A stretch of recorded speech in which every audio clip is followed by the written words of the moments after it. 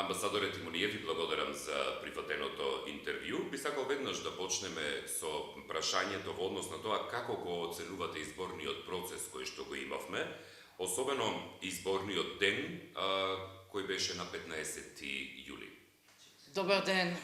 Je voudrais d'abord saluer l'organisation même de ces élections dans des conditions qui ont été particulièrement difficiles. Et je voudrais aussi saluer le sens civique et la participation. J'ai parcouru un peu le pays pendant cette journée du 15 juillet et j'ai pu voir que les conditions sanitaires, l'organisation étaient dans l'ensemble remarquables. Donc cela dit beaucoup à la fois sur la capacité d'adaptation et aussi la volonté des citoyens de participer à ce moment important, parce qu'en effet, cette élection intervient à un moment très important de votre histoire, puisque c'est la veille, nous l'espérons tous, de l'ouverture des négociations avec l'Union européenne, et il était important que la volonté de la population soit clairement exprimée. Et cela a été le cas en nombre. C'est un résultat en nombre très convaincant. Дали Франција како дел од меѓународната заедница одблиску ги наблюдува обвинувањата кои што доаѓаат на дел од политичките партии како Алијансата за албанците, Алтернатива, ВМРО ДПМН па и Левица во однос на изборен подкуп, изборни манипулации? Alors, il y a eu un suivi par la communauté internationale et un effort qui a été consenti dans des conditions qui étaient très difficiles, mais qui n'a pas permis le déploiement que nous connaissons d'habitude, qui est un déploiement qui se fait en amont des élections, à travers l'OSCE et l'ODIHR, et qui se fait aussi le jour même des élections. Donc on a pu saluer le déroulement général qui s'est passé sans heurts et sans confrontation notable. Ensuite, il y a des questions qui ont été posées par plusieurs partis. Tout ceci montre que le processus, je dirais, d'amélioration démocratique ou de convalescence démocratique auquel nous avons assisté depuis 2016 est un processus qui doit s'installer, qui doit continuer. Il y a encore des processus, on en entend trop parler pour qu'il n'y ait pas de fumée sans feu, de vote familial, de pression ou de préparation, comme on peut dire, des élections d'une manière qui pourrait être améliorée. C'est d'abord la société civile qui a la tâche, et les citoyens eux-mêmes qui ont pour tâche de réagir à un certain nombre de comportements qui appartiennent à l'histoire. Et vous savez, l'établissement des procédures démocratiques, y compris dans les vieilles républiques comme la nôtre, est quelque chose qui requiert l'intérêt et aussi la responsabilité des citoyens, mais aussi des partis politiques. Et il faut qu'ils soient des acteurs aussi loyaux. Et nous avons besoin, bien sûr, de résultats, surtout dans cette période où un pas est franchi vers l'Union européenne, que des comportements et des standards européens s'installent de façon durable. Car lorsqu'on a des résultats qui sont serrés, il est encore plus important que ces résultats soient incontestables et incontestés. Ве прашувам во однос на тоа, затоа што ме интересира и што точно разговаравте на средбата која што ја имавте со председателот на Алијансата за албанците за един села и дали дополнително имавте средби и со други лидери на политички партии пред и постизборно?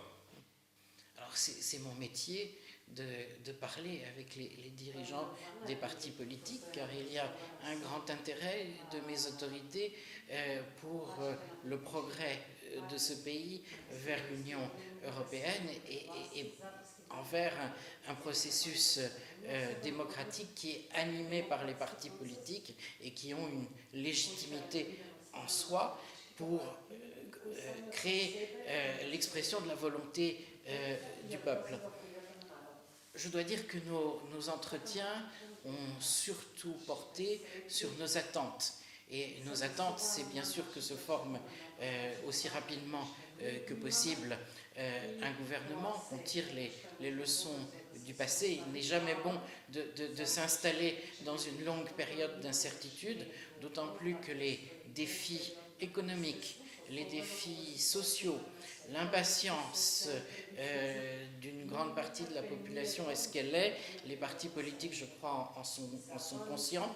Et nous avons aussi, bien sûr, insisté ensemble sur la nécessité de poursuivre les réformes qui ont été lancées et qui seront le gage que cette négociation ne sera pas seulement une négociation lancée pour créer un optimisme, mais aussi qu'elle corresponde à des vrais progrès, en particulier dans le domaine de la lutte contre la corruption, de la lutte pour une justice qui soit plus efficace et aussi pour créer des conditions économiques nécessaires pour que la jeunesse reste dans ce pays.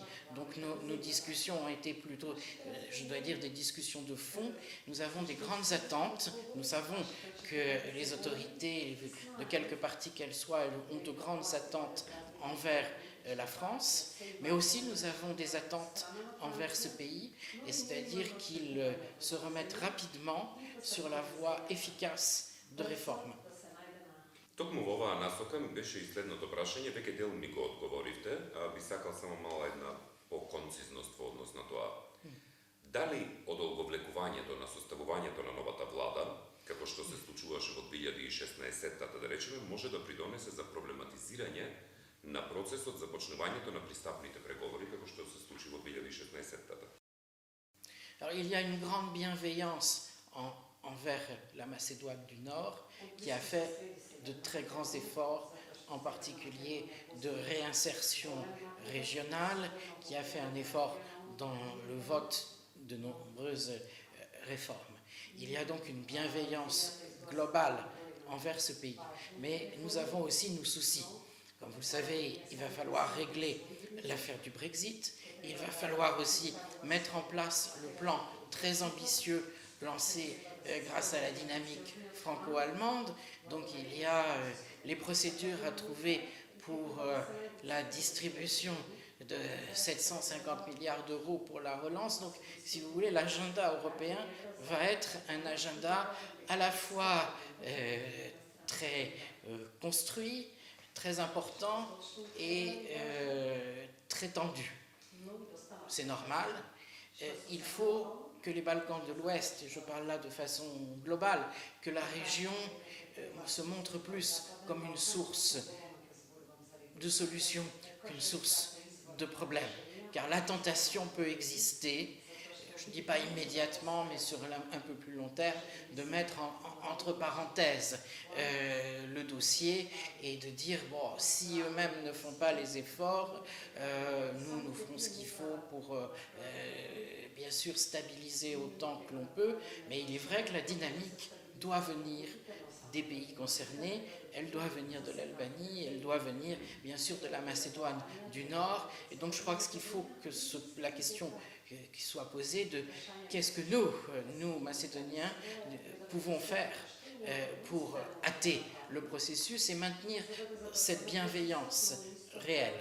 Et donc pour cela, en effet, la formation d'un gouvernement est bien sûr importante, mais aussi, je voudrais insister, la majorité de 61, c'est bien, il faudra la trouver d'une façon ou d'une autre, mais ce qui sera important, c'est de continuer à trouver des majorités de 2/3 pour les réformes qui sont encore attendues, et donc d'avoir un socle de réformes pour la réforme important. Et donc cela présuppose qu'en dehors de la division du pays qui est classique et qui arrive dans d'autres pays, c'est arrivé en France pendant des longues périodes, mais qu'on trouve un consensus actif pour soutenir les réformes. Et à mon avis, ça c'est la vraie question. Et en tout cas, nous ferons tout ce qu'il faut pour soutenir ce consensus et aider à des réformes concrètes. Кога веќе зборуваме во делот на составувањето влада и новиот мандатар, многу кратко ме интересира, иако немаме никакви информации за тоа, но чисто само ме интересира мислење од член на меѓународната седница. Каков би бил вашиот став по прашањето во однос на ротирачки премиер? Alors d'abord, je ne représente pas la communauté internationale et je ne suis pas sûr que ce soit la place de la communauté internationale d'intervenir dans la discussion de mécanismes qui relèvent de votre liberté et des arrangements entre les pays. Nous, ce que nous attendons, c'est de l'efficacité. Nous attendons une administration qui fonctionne, des ministères qui soient en ordre d'organisation, parce que les négociations, c'est bien beau, on pourra faire la fête si on peut, avec l'épidémie, enfin on fera la fête en tout cas chez soi, on ouvrira la rakia, mais après ce qu'il faut, c'est des équipes de négociations constituées. C'est des ministères qui travaillent ensemble, sous l'autorité d'un Premier ministre ou d'un ministre des Affaires européennes, avec un négociateur.